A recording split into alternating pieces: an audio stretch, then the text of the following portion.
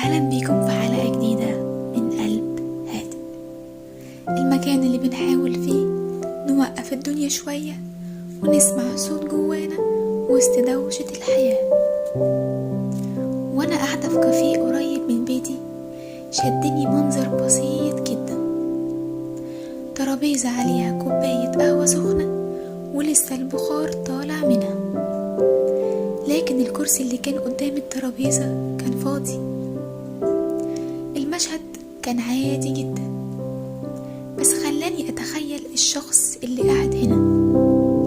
يمكن جه بدري عن ميعاده، يمكن كان مستني صديق وتأخر شوية، أو يمكن بيستنى حد عمره ما هيجي. في اللحظة دي افتكرت نفسي، احنا قد ايه بنقعد نستنى كلمة من حد، مكالمة تفرحنا، أو حتى معجزة تغير حياتنا. لكن الكرسي الفاضي ده علمني حاجة مهمة، إن الانتظار مش غلط، بس الخطر لما حياتنا كلها تبقى قايمة على اللي لسه مجاش.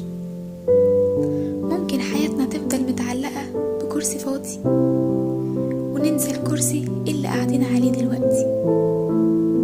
ليه ما نملاش الكرسي اللي قدامنا بحاجة تانية، زي اننا نكتب فكرة في ورقة، نقرأ كتاب، نكلم نفسنا بصوت عالي ونفهمها، او حتى نستمتع بهدوء القهوة من غير ما حد يشاركنا فيها.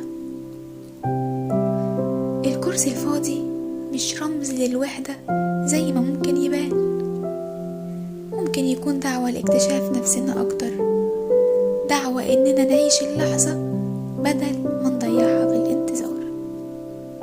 المرة الجاية اللي تلاقي فيها كرسي فاضي قدامك، جرب تبصله من زاوية مختلفة، يمكن تكتشف إن أجمل اللحظات مش محتاجة حد يشاركك فيها، يمكن محتاجة قلب هادئ وبس.